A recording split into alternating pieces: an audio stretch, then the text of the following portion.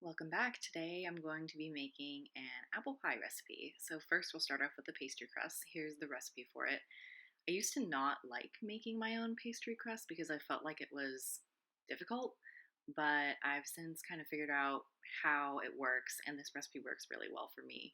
Basically, I have to pay attention to how wet or dry the dough is when I'm towards the end of making it, and then add either flour or water, whatever it needs, and then it'll be the right consistency. So I'm preparing my ingredients and then I'll put them into my food processor. That word, for some reason, I couldn't think of it. We're using 2.5 cups flour, 1 cup butter cut into about half-inch cubes, and 1 teaspoon salt, 1 teaspoon sugar, and about 6 to 8 tablespoons of cold water. There's the water. First things first, don't forget to plug in your food processor. There we go.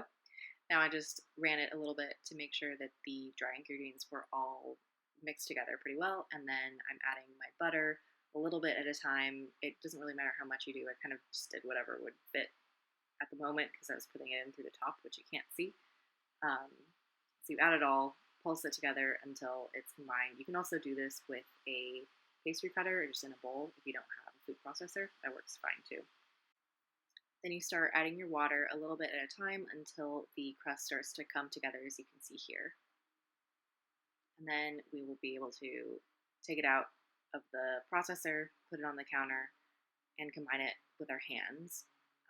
I went ahead and split it into two pieces. This recipe makes two doughs, and kneaded it just a little bit, shaped it into kind of a round disc, and then I'm going to cover it with plastic wrap and put it in the fridge for at least an hour. You can keep it for up to 2 days and use it later. So you can make it ahead of time, which is nice. Or you can make it the day of, it doesn't really matter. I also included me cleaning up the big mess that I made. Anyway, that's the pastry. Now on to the apple pie filling. And here's the recipe that I grabbed online for that. I wouldn't say it was my favorite. I think whatever I did one time before this that I didn't happen to write down, I really liked a lot better. But this one worked. I did add cinnamon and nutmeg, which wasn't called for, and I thought that was kind of weird. So here's all the ingredients. I'm just getting them all together. This is the way I like to measure brown sugar. I find it easier than trying to pour it out and tamping it down with your hands. I also keep it in a bag to make sure that ants don't get into it. So we first melt our butter. And it's a 1/2 cup butter.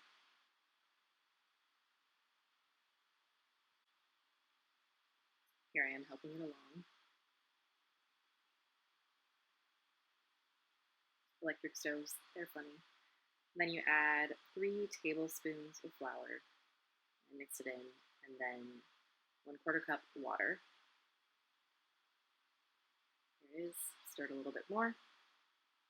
1/2 cup of sugar. Stir that as well before adding the 1/2 cup brown sugar. And incorporated that well into the mixture. This is where I decided that it was a little bit weird that there weren't any spices in this filling recipe. So I went and grabbed my nutmeg and cinnamon. I added about 1 teaspoon of cinnamon. There it is. And then mix it all together. And then about 1/2 teaspoon of nutmeg. And again, mix it all together. Then I let this come up to a boil, well, a simmering boil, and just to burn off some of the water. And when it became a thickness that I liked, I stopped cooking it. So there, I'm trying to show you how thick it was or thin it was at the very beginning. And then after a bunch of boiling slash simmering slash heat, I'll show you again when I decided that it was good enough. There it is, starting to bubble. I mixed it a little bit just to make sure it was heating evenly. And I thought that this thickness looked good for the inside of the pie. So Now it's time to prepare the apples. I'm pretty proud of myself for how well I can peel apples. I attribute that to the many, many apples that I peeled while helping my mom process apples from her tree growing up. We would make applesauce and apple tarts and all sorts of stuff, and it was really good. And my job was to do the peeling. So I kind of am a pro at it, as you can see. I'm not as good at cutting the apples, but maybe I'll get there someday. Also took out some of the bruised bits of the apples. So when I cut them, I took out the insides, the rest of the peel that you can't really get from the outside, and then I sliced it into quarters and about 4 slices per quarter, and then I also cut those in half.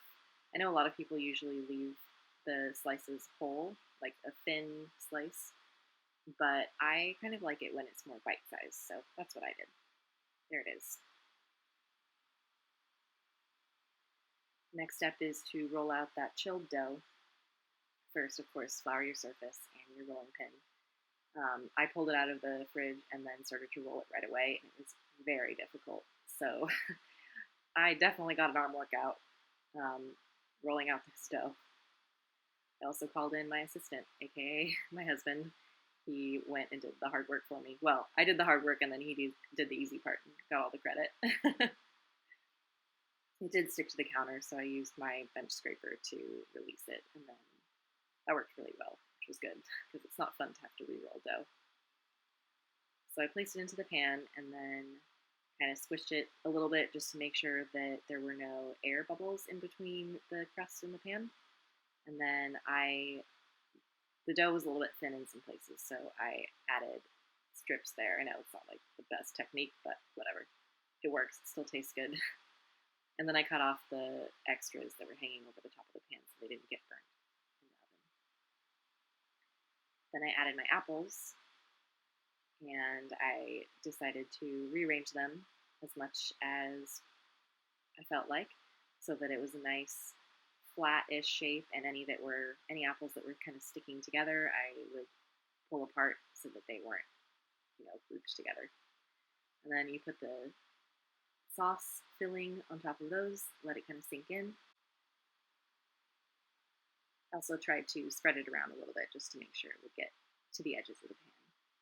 So then I grabbed my second pie crust, which was much softer since it had been out of the fridge for, the amount of time it took me to fill up the pie, so that was helpful. I decided to do a lattice crust, so I'm cutting strips into the crust and kind of sorting them by long strips and short strips, because you want the long ones in the middle so that it'll cover the whole pie. Then the ones on the edge can be shorter. So I'm rearranging them as needed, and then making that lattice. And it's also helpful to have a friend for this part, because I haven't found a way to transfer it to the pie that one person can do on their own. So I called in Brian for help again, and then that turned out really well. I cut off the edges again to make sure that they don't get burned while baking, and then put it into the oven. It bakes 15 minutes at 425 degrees, and then you lower to 350 degrees for another 35 to 40 minutes until it looks good. Here we go. It turned out very tasty, and I definitely recommend home-making pies if you're up for that. Thanks for watching, and I hope everyone is staying safe and happy. See you next time.